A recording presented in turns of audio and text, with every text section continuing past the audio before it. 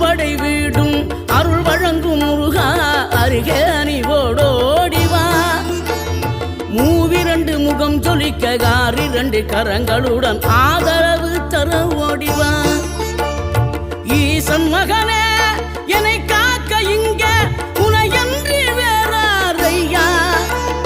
நெஞ்சார நான் நினைக்க பஞ்சாமிர்தம் கொடுக்கும் ஒரு தெய்வம் நீதானையா, ஒரு தெய்வம் நீதானையா.